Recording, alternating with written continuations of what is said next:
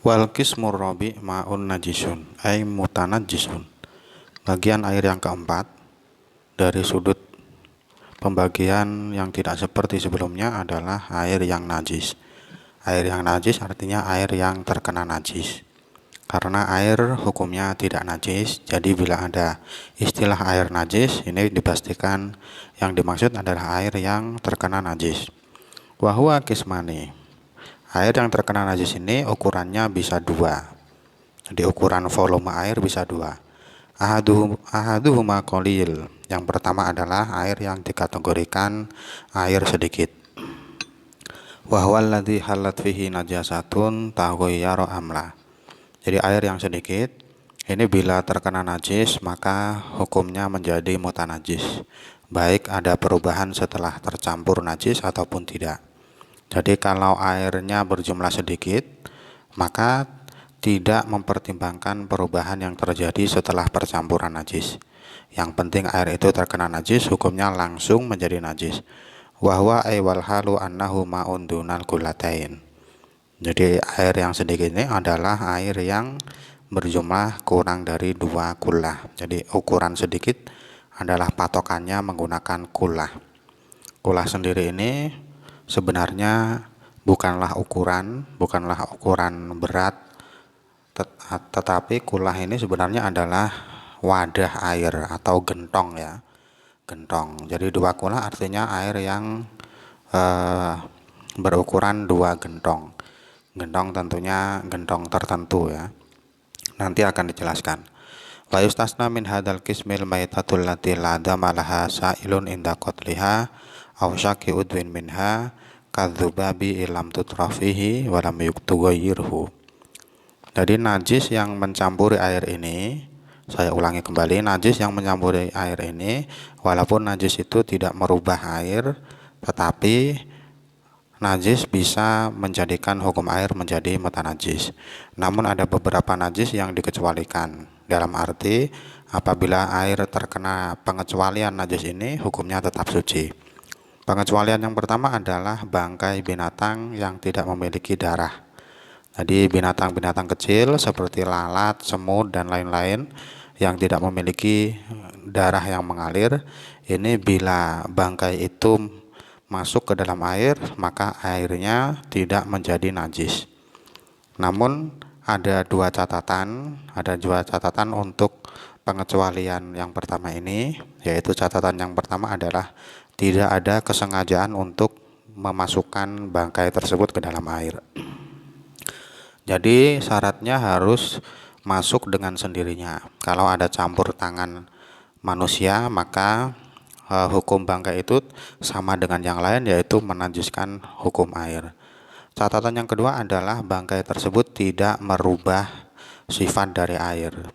Jadi misalkan ada air yang tercampur atau yang kemasukan lalat yang mati, kemudian setelah lalat itu mati ternyata air yang dicampurinya berubah, rasanya berubah atau warna atau baunya berubah, maka lalat itu tidak lagi menjadi pengecualian.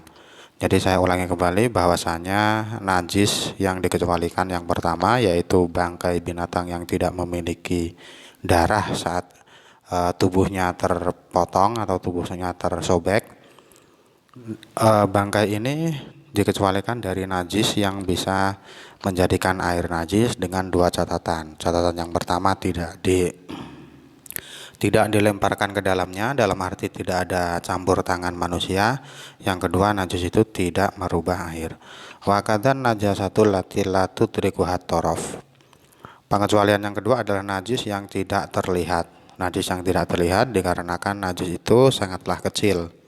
Jadi contohnya seperti najis yang ada di kaki lalat.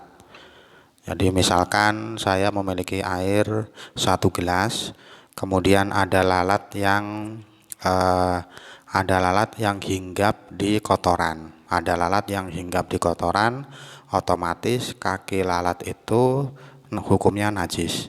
Tapi berhubung kaki lalat itu sangatlah kecil, sehingga mata kita tidak bisa mengetahui najis yang ada di sana. Saat lalat masuk ke dalam air yang saya miliki, maka najis yang berada di kakinya itu tidak menajiskan air. Karena ini termasuk kategori pengecualian yang kedua, yaitu najis yang tidak terlihat oleh mata.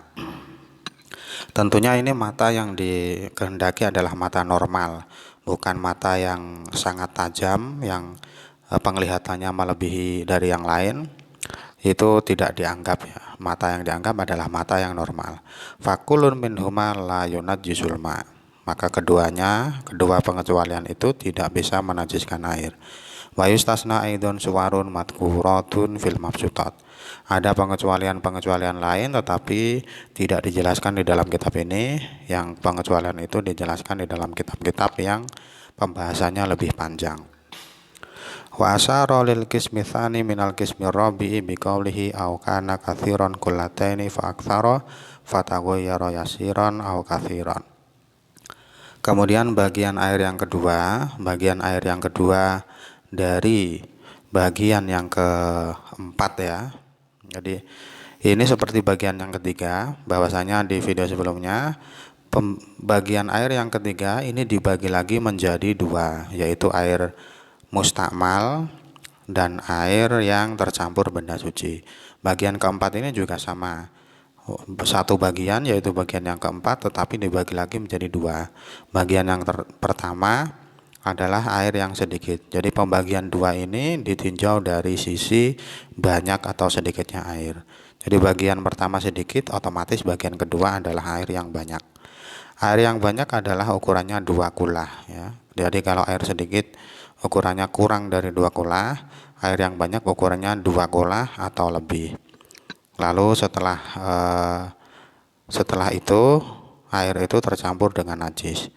Jadi perbedaannya antara air sedikit dengan air banyak, kalau air sedikit selama dia terkena najis maka hukumnya langsung najis. Kalau air yang banyak setelah terkena najis hukumnya tidak langsung najis, tetapi najis itu dilihat apakah najis itu merubah sifatnya atau tidak. Jadi yang menjadi titik tekan di dalam air yang banyak adalah perubahan.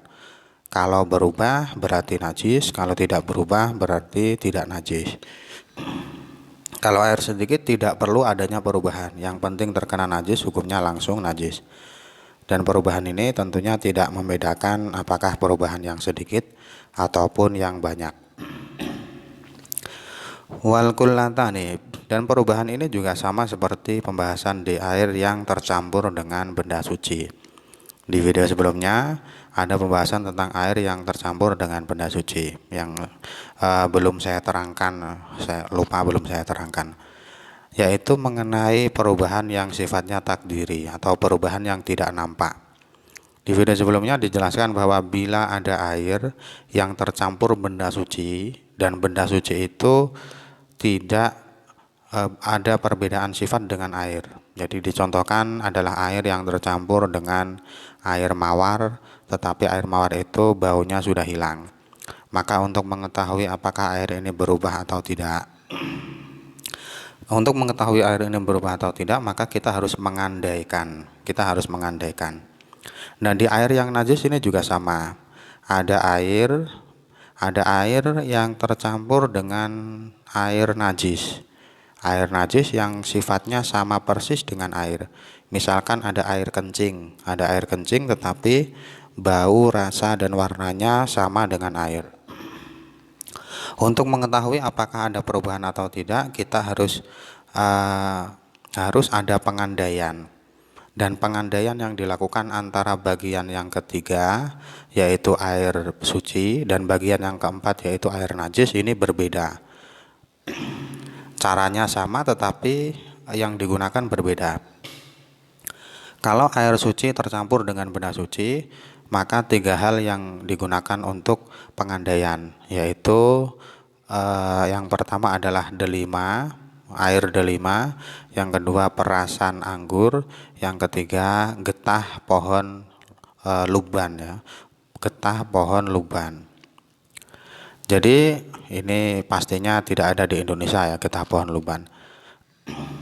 Jadi misalkan saya memiliki 1 ember air, Saya memiliki 1 ember air, kemudian 1 ember itu tercampur dengan 1 gelas air mawar yang sudah tidak memiliki bau wangi. Apakah air 1 ember itu berubah atau tidak? Maka kita harus melakukan pengandaian. Andai kata 1 gelas itu diganti dengan air delima, apakah merubah rasa air? Jadi saya ulangi bahwa tiga benda yang digunakan untuk pengandaian adalah delima. Yang pertama delima, yang kedua perasan anggur, yang ketiga getah pohon luban. Delima ini digunakan untuk pengandaian rasa, dan perasan anggur digunakan untuk warna, dan yang terakhir getah pohon luban ini digunakan untuk mengandaikan bau. Jadi pertama yang dilakukan adalah diandaikan warnanya apakah berubah atau tidak. Jadi kita mengandaikan air buah delima yang kadarnya sama dengan benda yang menyampuri air. Jadi kalau yang menyampuri 1 gelas, kita mengandaikan andai kata yang menyampuri itu adalah air delima, apakah rasanya berubah. Bila rasanya berubah, maka dipastikan air bunga mawar tadi hukumnya tidak lagi bisa mensucikan. Tetapi kalau tidak berubah, kita lanjutkan ke pengandaian yang kedua, yaitu perasan anggur. Andai kata 1 gelas itu perasan anggur, apakah warnanya berubah? Jadi perasan anggur digunakan untuk pengandaian sifat yang berupa warna. Kalau tidak berubah, maka terakhir getah pohon luban ini digunakan untuk bau. Apakah baunya berubah atau tidak bila andaikan 1 gelas yang menyampur itu diganti dengan pohon luban. Kalau 3 benda ini dipastikan tidak merubah sifat air, setelah kita mengandaikan air mawar diganti dengan 3 ini tidak merubah air, maka dipastikan air itu tidak berubah. Dan untuk pengandaian air najis ini berbeda dengan air suci. Kalau air suci 3 tadi, kalau air najis, air yang tercampur benda najis tetapi najisnya sama sifatnya dengan air, ini yang digunakan untuk pengandaian berbeda. Jadi dikarenakan yang menyampuri ini benda najis, dan di dalam syariat, di dalam fikih, benda najis ini hukumnya berat.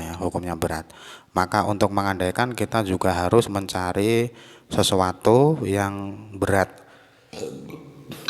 sesuatu yang bila tercampur dengan air maka perubahannya bisa signifikan. Jadi 3 hal seperti tadi, 3 hal yang mewakili untuk 3 sifat air, yaitu rasa, warna, dan bau. Kalau di dalam pembahasan tentang najis, sesuatu yang mencampuri air tetapi benda itu najis, untuk pengandaiannya, untuk mengandaikan rasa, kita yang diandaikan adalah rasa cuka, rasa cuka. Untuk warnanya warna tinta, dan untuk baunya bau misik. Jadi tentunya 3 hal ini lebih berat daripada yang pertama. Artinya bila tercampur ke dalam air, 3 benda ini langsung bisa merubah sifat air secara cepat, dan perubahannya pastinya signifikan. Jadi pengandaiannya seperti tadi. Yang pertama rasanya. Jadi sesuatu yang mencampuri air tadi ukurannya disamakan dengan 3 hal tadi. Jadi misalkan 1 ember air tercampur 1 gelas air kencing, 1 gelas air kecil yang sifatnya sama dengan air, maka kita melakukan pengandaian. Andaikan air kencing itu diganti dengan cuka, apakah setelah tercampur rasanya berbeda? Bila tidak, maka dilanjutkan yang kedua. Yang kedua yaitu warna. Bila 1 gelas itu diganti dengan tinta, apakah warnanya berubah? Bila tidak, maka yang terakhir adalah bau. Bila satu gelas diganti dengan minyak misik, apakah berubah? Jika tidak berubah semua, maka air itu dihukumi dengan tetap suci mensucikan. Wal kullatani khamsumi'ati ritlin bil Baghdadi takriban fil asohi fihima. Ukuran 2 kula adalah 500 ritel. Ritel ini ukuran air ya, ukuran berat ya. Jadi 2 kula ini kalau dirubah ke ukuran ritel jumlahnya adalah 500. Tetapi ritel yang digunakan adalah ukuran ritel Baghdad. Jadi ukuran berat yang berupa ritel ini di satu daerah dengan daerah yang lain ukurannya berbeda, dan di dalam kitab ini yang digunakan acuan untuk mengukur adalah ritel di negara Baghdad. Dan ukuran 500 ini tidak harus pas ya, tidak harus pas. Artinya kurang sedikit tidak apa-apa. Waritul Baghdadiyu indan Nawawi mi'atun wa thamaniyatun wa isruna dirhaman wa arba'atu asba'i dirham. Kemudian satu ritel Baghdad telah dihitung oleh ulama yang bernama Imam Nawawi. Satuan ritel diganti ke satuan dirham. Jadi antara ritel dan dirham ini sama-sama ukuran berat ya. Dari ritel dirubah ke dirham, dihitung oleh Imam Nawawi, ternyata hasilnya adalah 128 dirham. 128 4/7 ya. 128 4/7 dirham.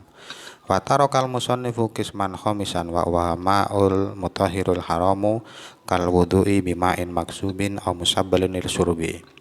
Di sini musannif pengarang Fathul Qorib, pengarang takrib tidak menjelaskan bagian yang kelima. Jadi hakikatnya walaupun ini hanya dibagi dengan 4 bagian, tetapi hakikatnya ada bagian yang kelima. Bagian yang kelima ini adalah air yang suci dan mensucikan tetapi haram digunakan. Air yang suci dan mensucikan tetapi haram digunakan. Air itu, bagian itu contohnya adalah seperti air curian. Jadi kita wudhu, misalkan kita wudhu menggunakan air hasil curian, maka air itu hukumnya tetap suci mensucikan, tetapi wudhu yang kita lakukan hukumnya haram, karena memang keharaman itu datang dari pencurian yang kita lakukan. Atau contoh lain ada istilah musabbal lil surbi, yaitu air yang disediakan oleh pemiliknya untuk diminum. Jadi di zaman dahulu ada beberapa orang yang mensedekahkan air, ada air-air yang disediakan di pinggir jalan yang tujuannya air itu agar diminum oleh orang-orang yang melakukan perjalanan. Jadi orang yang menyedekahkan air yang tujuannya untuk diminum oleh orang lain, maka pastinya dia tidak akan rela, dia tidak akan ridho bila air itu digunakan untuk hal lain. Jadi bila seseorang melakukan bersuci, melakukan wudhu dengan air yang disediakan untuk minum, maka air itu tetap suci mensucikan tetapi hukumnya haram dilakukan. Jadi keharamannya seperti tadi, bahwasanya ini diharamkan dikarenakan perbuatan atau hasil air yang digunakan yang tidak atas ridho dari pemiliknya.